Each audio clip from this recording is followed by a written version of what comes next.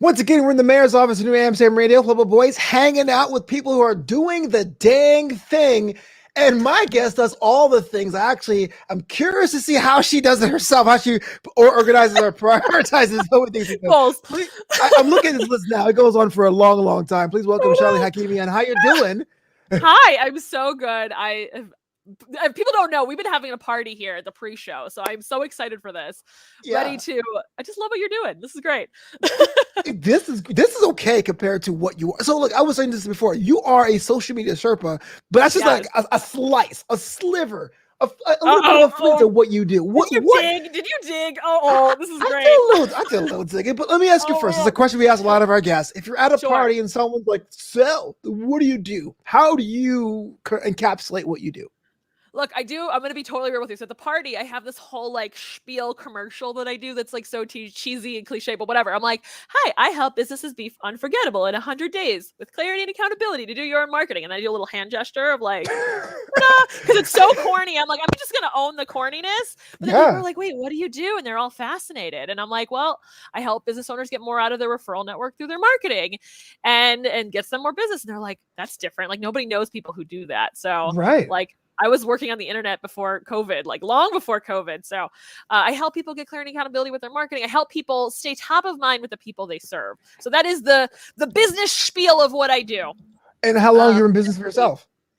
Well, I've been contracting, freelancing, all that stuff since after college. So let's say like 8-ish years. But the Sherpa experience where I really am like guiding people the last like 3.5 years now. So like I studied education. So I have my teaching degree. And then somebody was like, hey, I get that you like, I was doing freelancing and social media, and someone was like, hey, can I just like pay you to sit down and show me how to do this? And I was like, right? Did it hit you too? I'm like, wait, I love teaching. I don't know if you get the motivational energy. I love motivating people. I love social media. And I was like, do you want to pay me for that? I'm like, that's like better. So I like pivoted everything. Were you scared? Because like when someone asked me that, I was like, how much do I charge? Like, what? 100%. I didn't know. And so like, do you want to know the nitty gritty details of how awkward this was? Because that was weird for me. I think that might help some of your people. So this lady asked me how much I charge. So I wrote the random arbitrary number that I was scared to put down. I put 100. I didn't say 100 an hour. I just said 100. So then she goes, like 100 an hour? And I was like, okay, sure. I was going to just say 100 for some length of time, but 100 an hour, great. So I ended up working with her for like $150. And I was like, that's a lot of money for something I'm very, very good at. And at the time, I mean, I know better now to charge more, but that like was a little scary for me. I don't think I've ever revealed that to anybody anywhere. So that's actually something I think a lot of us go through. I jump into entrepreneurship. Like, I have the idea for making a business, but you're like, well, what do I ask? What do I do? You search Google, it has like rates for somebody in a small farm somewhere. Like, do I add to that? Especially creators of color and women and new immigrants or new Americans have that kind of struggle of how to break their rates down. Okay, can I like tell you that's like the biggest heartbreaker, right? Like fellow women of color who are doing this all the time. And I remember seeing like I'm Middle Eastern, I'm Moroccan and Iranian. I remember seeing a Black woman charge $70 for an entire logo experience. And I was like, what a deal. But I'm also like, charge more, you're worth it. And it's just heartbreaking. And it's like, and I think I see people exploiting that all the time. Like I'm in freelancing groups where people are like, they didn't pay me or they scoped creep or I did the work before I got paid. And I'm like, take the money up front. You are worth it. But also this is the other thing. If I can speak to those women, right? It's like, there's a fear that like I even had of like, if I don't say yes, or I don't take this opportunity, I'm going to lose out on money or I'm not going to get more opportunity. I just need to take what I got. It takes a lot of confidence to be able to say no, to be like, I'm worth it. And that opportunity, I think, comes a lot quicker for white people than it does for anybody else of color. And it's heartbreaking, but it's something that I've had to fight. And I'm sure the people who are listening also have to navigate. And it's, and people don't get it. Like the white dude that's out there, like, buy my thing. Like they have never experienced that in their life. Yeah. So anyway, I love it's a tightrope when you do that first, like, no, I have to pass on this. But I've been saying no to speaking engagements more. Like I do these like LinkedIn workshops to empower like young women to how to talk about themselves on LinkedIn, whether it's business or personal or even my interns. And like, people they know I'm good at it. So they're like, Shaily, can you come do a workshop? And I'm like, this is what people pay me for. Like institutions can afford to pay me for this. This is not something I'm giving away because I've spent years cultivating this. And I was scared to say no, but I've given hundreds of free speeches. They're all on my YouTube channel, but like I had to say no. And it was really scary because I'm like, what if I could have gotten a gig from that? But I'm also like, this is the other thing. I'm going to tell you this. Tell me if you agree with this.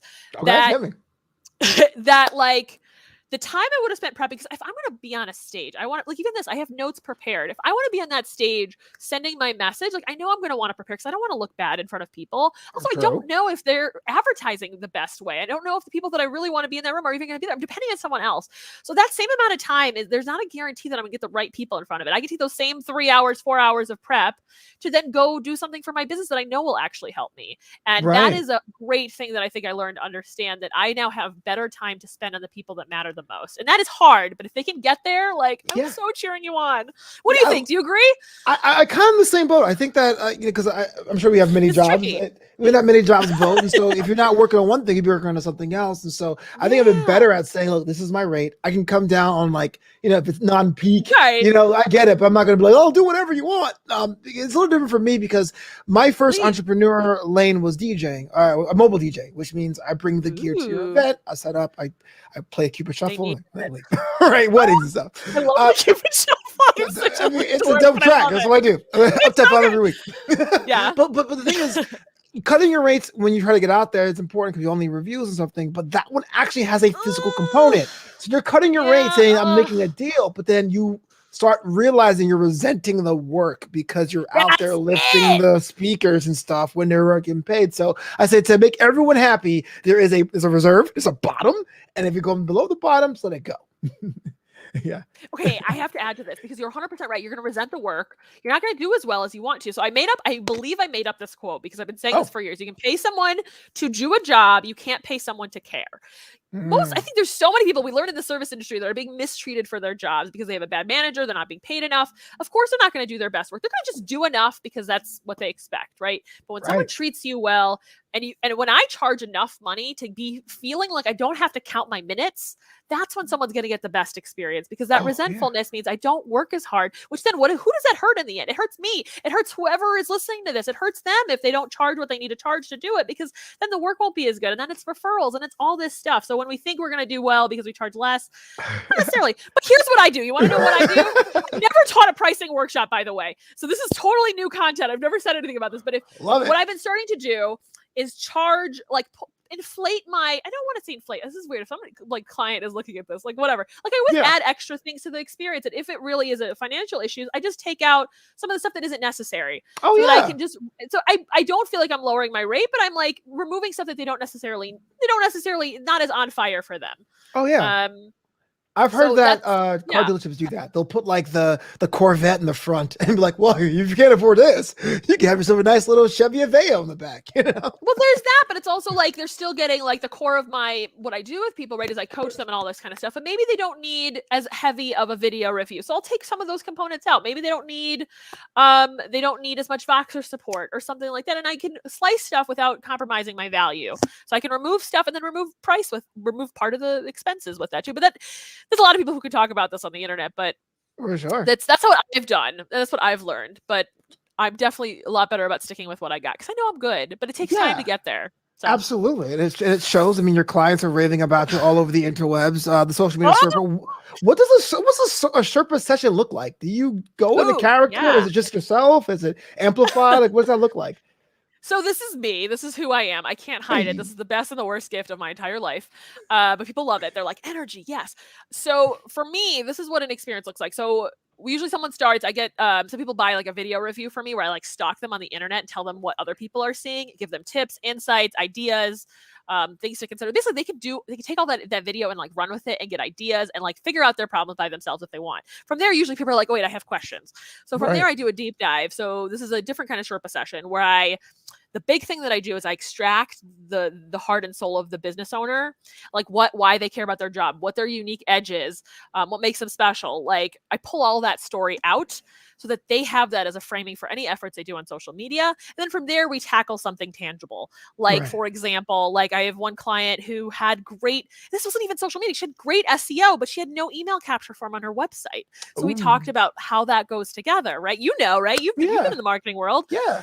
And I was like, don't touch social media until you fix this problem first. So Right. it's not always social media. It's literally using what you've got in your tool house and finding the golden nugget and golden opportunity there, and then helping them understand how to leverage that in a way that they not only helps them today, but will literally guide them in how they think about marketing forever, regardless of the platforms, regardless of the marketing tools that'll exist in the next 100 years.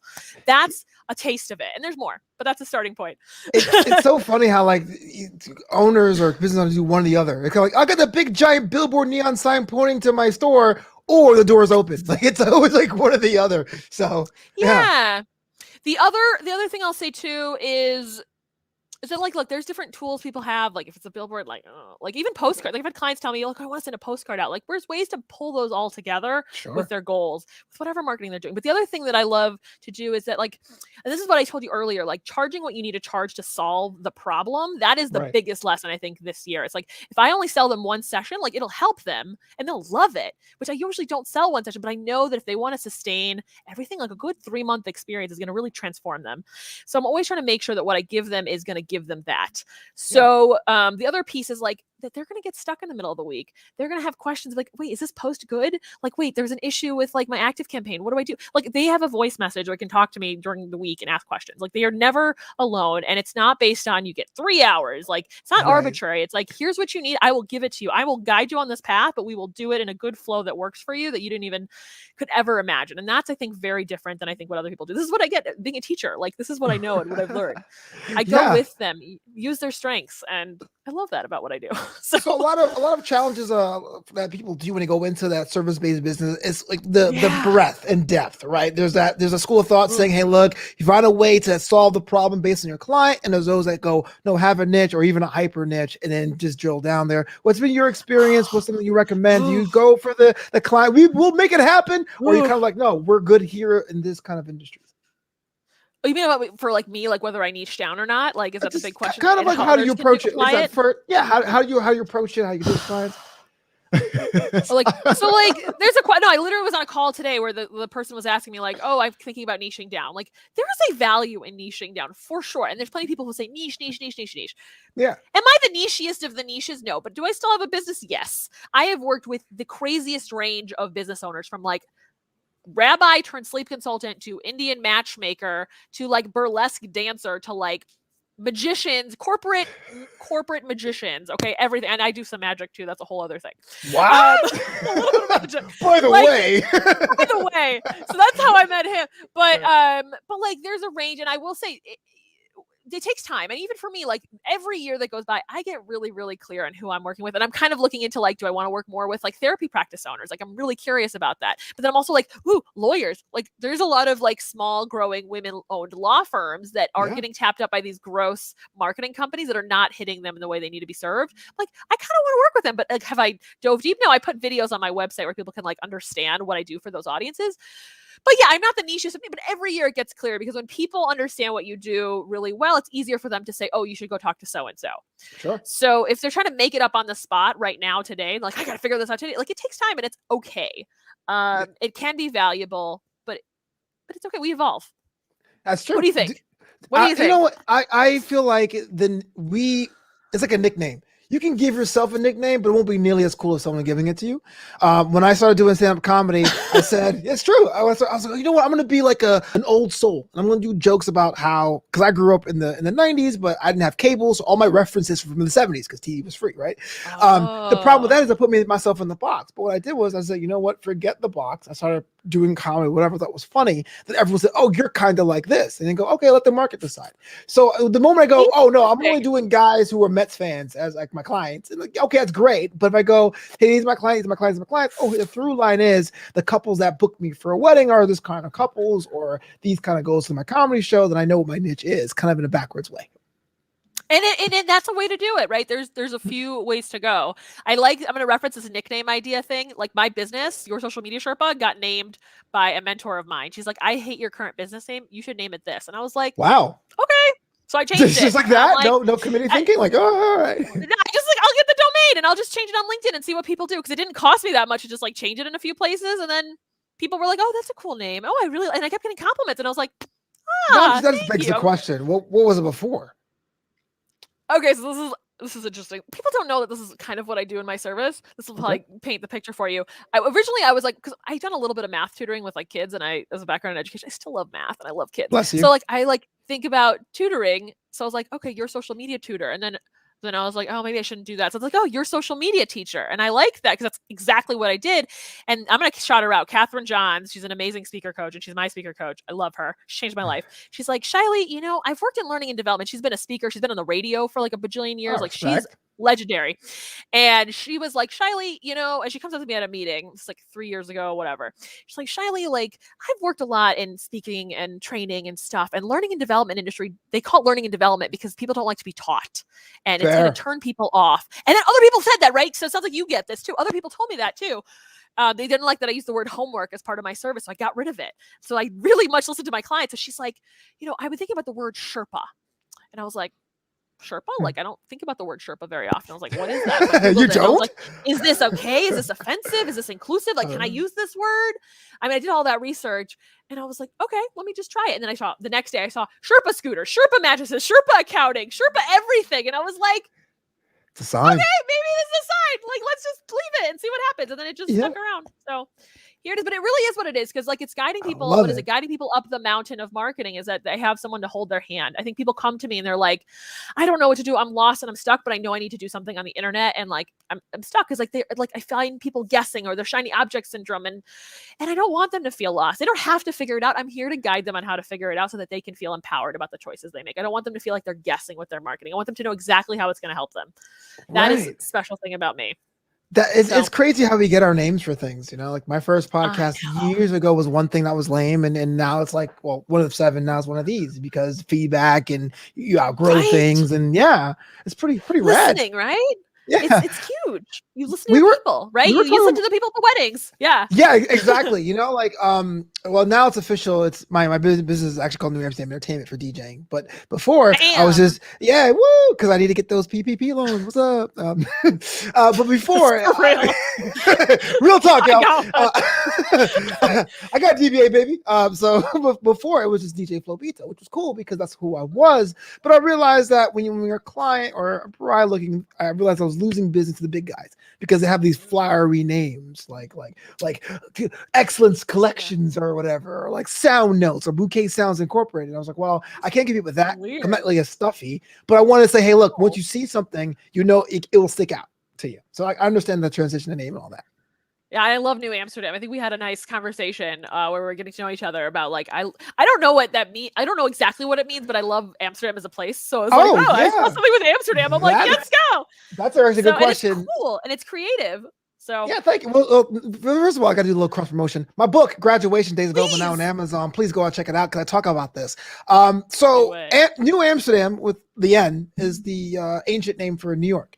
The island of Manhattan was sold to the Dutch by the Native Americans for $24 in pelts and jewelry, was called New Amsterdam after old Amsterdam. But when I came around to making my company, because New Amsterdam, as I showed here, used to be a stationery company, as I thought it'd be a cool idea as a comedian to make stationery. On brand or off brand. I want to put the K in there for 2 reasons. 1, SEO, right? And 2, is that pursuit of knowledge. The intellectualism, right? You're writing jokes, you're having observations. It's a whole thing of like knowledge versus a big city. So this is why the podcast is for the city of creatives. That's why it's not called the podcast. It's radio, because I imagine I'm in this radio station on top of the building as the mayor here. So it's kind of like a theme type deal, I like it. I like the vision. This is what I do. I bring people on the show to talk about myself. That's what Well, you should. I always think it's real. I mean, plenty of people go on these interviews and it's like, okay, ask me one question. Great. Here is the answer. And I've gotten gigs from like, here's another question. Here's the answer. And I'm like, you know what? Hey, I'm here. I'll be me.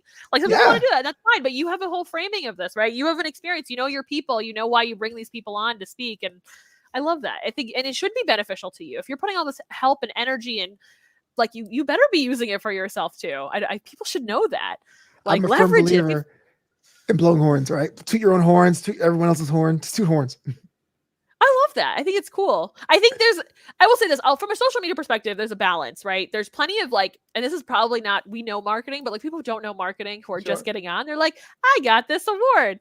I won a trophy. Like somebody shouted me out. And it's like, this I kind of care that you won an award, and I think there's leverage to that, but like people don't care. Like people don't always care about that kind of stuff. But if you want to say, hey, I just like conquered the mountain of whatever, like this is actually a content idea for anybody listening. If you want to share a story about how you conquered a challenge that you have or how you started your business, like that is, and if you got an award in there, like that's very different than, hey, I got an award. It's like, hey, Absolutely. like this experience was transformational for me. And that's actually interesting for people to watch and check out on the internet. How you frame that celebration and as a resource to others, that just I think there's a lot of young women who aren't comfortable talking about themselves. And it's not just like tooting my own horn. It's like if you tell people a story about something, people can connect with that, and it's not just like I'm here for it, but they also get to know you better through it. So this is a content nugget idea for anybody here. Don't underestimate the About Us page. Like that puts everything in perspective. Yeah, absolutely. I'm with you with that. As story matters. Story does matter. But before we went live, we were talking about you traveling, or the idea of traveling to Morocco or to Iran, either or. We're talking about that. But you said something that was pretty awesome. And I was like, I gotta ask this. I'm not sure about the song. Because you do have a background from Morocco. You're dealing with people that were from that region as well. Do you have any kind of obligation or any kind of need to represent? And you can interpret that as you will for your background, your mix, your heritage, everything like that. I am proud of it. And I talk about it. I think it's on my LinkedIn profile very clearly that I'm Moroccan and Iranian. And I think because I wrote it on my profile, I may have, like, people can count me as diversity. They don't know what this look is. They're like, she's something. Maybe she's Middle Eastern. Maybe she's Hispanic. We don't know. She's something. Right. But I think it helps. Like, I think people don't know what Moroccans look like or Persians look like. So I'm glad to represent. And I think one of my clients now is also Middle Eastern. And she asked me at the end of the call, like, are you also Middle Eastern? And she's like a Southern lady from Georgia. And I was like, she's like, oh yeah, I think she said she's Lebanese. And I was like, oh, this is so cool, my people. Right. Or like my Indian matchmaker client was like, are you Indian? I get like, oh, are you somebody told me light-skinned Indian. And I'm like, we can unpack that. That has got that statement says a lot. The whole, we can just dive into race on that one. Right. But like, she's like, oh, are you Indian? And I was like, no, but I'm like your cousin, because I feel like there's a lot of, we also have big parties, like Persians have big parties, and Moroccans have very cool, like colorful golden outfits like Indian culture does. So there's some overlap there, but I think it helps. And I realize a lot of my, not all of them, I would say a good chunk of my clients are people of color, like a variety of races and stuff. And I think being me, I'm sure like I come off differently than like maybe like a white entrepreneur doing the same thing. Like maybe there's an awareness of, I don't know. Nobody tells me. So I think like maybe I just come off as like not ignorant in the way that other people, I don't know. Like, right. But people see it. So I think people see it, and I don't know. People always love to ask questions. I don't like. Representation matters. It always does. I'll take it. Like it's me. I'm always about that question, because I know now more than ever there is not a singular face of entrepreneurship. I think that's changing. And sometimes people say, hey, look, I'm just doing the work, and whatever you want is whatever you want. But there's some people that say, hey, look, on the other side of the spectrum, I'm going to represent this. You don't see many people like me doing it in that way. And I think for me personally, I have different aspects and jobs. So as a host, I don't think much of it. I'm doing the content, and if you like it, fine. But as a wedding DJ in Southern California, I go, well, there's not many people of color at this level of having the insurance policies, need to do the high class venues, that sort of thing. So I kind of have a balance depending on the pursuit. So I was kind of curious. Yeah. And I will say this too, representation matter. There's probably a young DJ out there who never thought they can tap into like the crazy Persian wedding market, and like they see you there, and it's really, really cool. You're in LA, is that what I heard? I'm LA based. Yeah. I'm from Brooklyn originally, but I'm LA based. Okay. There's a what's his name? There's an amazing Iranian and Black comedian who like embraces the intersection. Do you know him? Okay, Tehran. I followed him on Clubhouse for a minute. I was like, this is cool. I love this. Like, he could solve so much BS in the Persian community with like his he doesn't have to. It's not on him, but like right. I was like, it's cool. Like, it's cool. I love that. Like, we actually worked together. He didn't believe I was Flobo. I didn't believe his name was Tehran. We had a moment there. We're like, wait, are you really? I was going to say, he's got to probably have thoughts on those weddings. He's probably like, how do you do? I'm sure he has answers for you. But I think also lets other people see that it's possible, right? Like, I love comedy. I've gone on open mic nights for stand-up because that's a great way to practice public speaking. And I missed it during COVID. I'm not going to lie. And then Maz Jobrani's in LA too. I'm obsessed with, I love him so much. But anyway. Oh yeah. Long-term fan. So anyway, Mo Amer as well. Shout out to comedians. Shout out to comedians. Well, you have to have some sort of work-life balance. Does that exist for you because of the clientele you have? And if you do, what does that look like? Oh, this is a great one. So I made a decision after college that I wanted to control as much of my schedule as possible. So True. everything I had was for the most part very, very flexible. So like if I used to substitute teach very long time ago. I used to contract to different schools for certain hours, right? Freelancing on social media. I could work any hour I wanted to, but I also wanted to work on my own terms. And I think that advocating for myself was hard. If I had a TED talk, it would be like, how do you accommodate yourself in tricky situations? I have a script for this. And one day I'm going to do it on a stage. And I had to learn to accommodate myself to design the work that I was super good at, which for me, I love teaching social media more than sometimes doing the execution.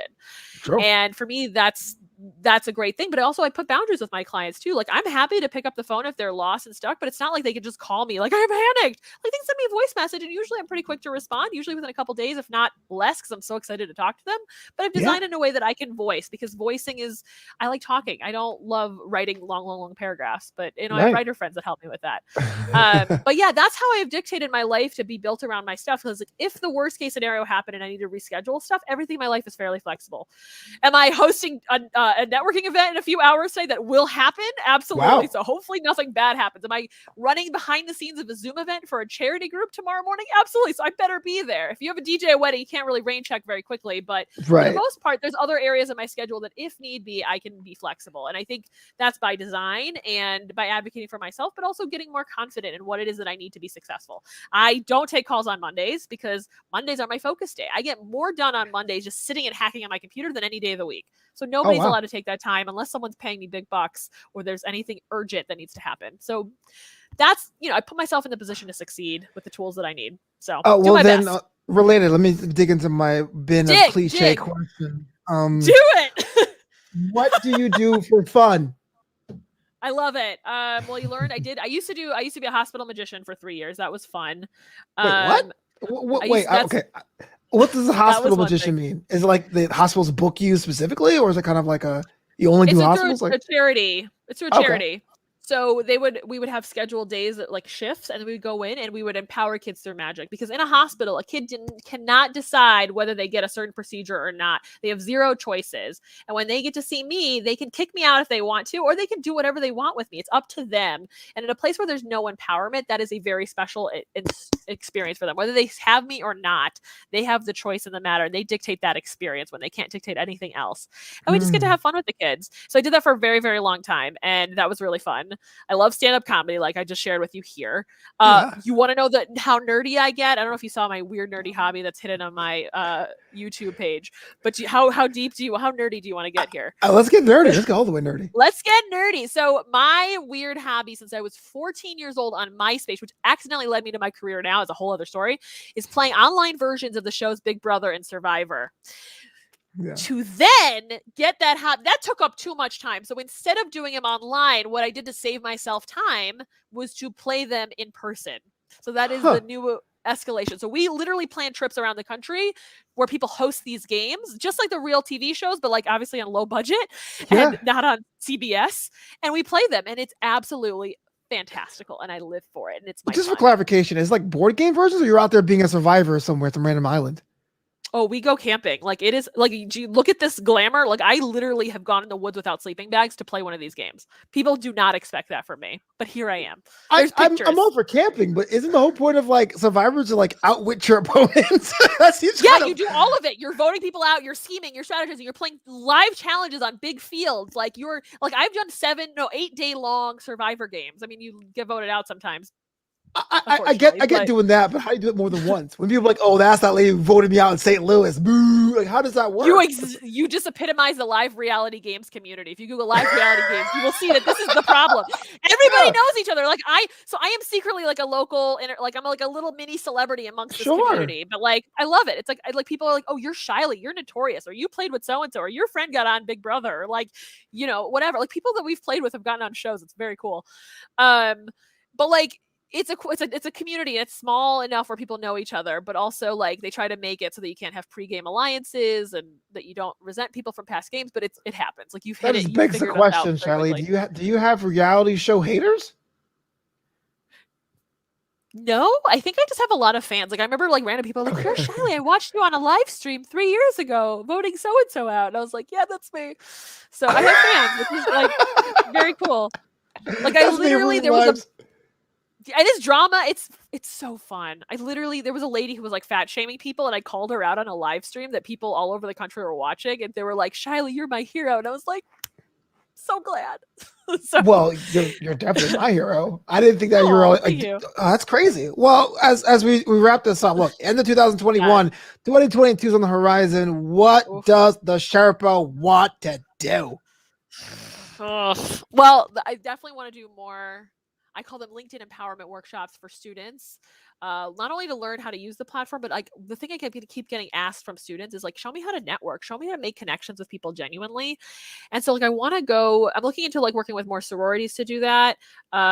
Maybe even go to Indiana University where I went to school and just like get hired to do more of those trainings because they need it. And it doesn't sound like the schools are giving them the stuff to get them to where they need to be in the 21st century, especially when university degrees are changing in value. Like these people need to know how to sell themselves and what makes them special. One of the things I always tell this story of like, I had an intern last year and I always, when my interns like do all their amazing stuff, I always try to coach them on stuff and pull out their story. That is my favorite thing, pulling out what makes them special. And one of them told me this story like as I was extracting, I call it like extracting, right? Extracting goodness. She's like, I planned, I remember planning my Sweet 16 and I loved actually planning my Sweet 16 more than I liked attending. And she told me she wanted to be an event planner. And I'm like, right. But I'm like, you told me you want to be an event planner, but what does that say about you to tell that story? It means that you really, really love doing this stuff. So we pulled this story out. A few days later, she had an interview with an event planner for like a position in the summertime. And she told her the story and she got the job. And I was like, can match that content with the people you want to work with. It makes it very, very clear what makes you special. So that's one thing I really want to do more in 2022. Of course, I love coaching people. I think that's a really fun thing, and I want to continue doing that. And putting more me out into the world is always there's a lot of me on the internet, but how do I get a little bit more personal? I'm working on it. And more LinkedIn lives too. I love live streaming. So fan of this. Yeah, live streaming is the way to go for sure. It changed my life, changed the game, and the world told me I couldn't go outside. Shaily, such a pleasure for you being on the show, New Amsterdam Radio Podcast for Creatives. Any final words before we get out of here today? Yes, absolutely. I would love to connect with you. You can follow me on LinkedIn. I always post nuggets, insights, social media tips, and beyond. But if you really want some good nuggets, like I said, I love LinkedIn is like one of my superpowers. I have a collection of all of my favorite LinkedIn profile examples of how people talk about themselves, their banner images for students, for businesses, for everything on my website. So if you go to yoursocialmediasherpa.com, you'll see like probably too many pop-ups that'll say sign up for this. You'll get those tips and you'll get fun emails from me. You can stay on that list as long as you'd like. There's lots of goodies on there. You can get some of my on-demand trainings. You can learn more about what I can do to empower you with your own marketing, and we can be connected. So that's me, and I'll see you on the interwebs. I love it. Yeah, come on back. I want you back in a future episode. We got a lot more to talk about. Oh, we have so much. I didn't even get into like the pro wrestling content yet. So we've got more. I would love to see that. I'm not even kidding. I love to hear this that. is everybody. Stay tuned for the next episode where I tell you about how I got involved with pro wrestling. He's not expecting it. He just is shocked right now. I did not expect it. Oh man, why is yes, Shaily, have to come back. This is how we tease the next episode, yo. Thank you for having me. I will leave you on my favorite social media quote. Social media is about the people, not about the business. Provide for the people, and the people will provide for you.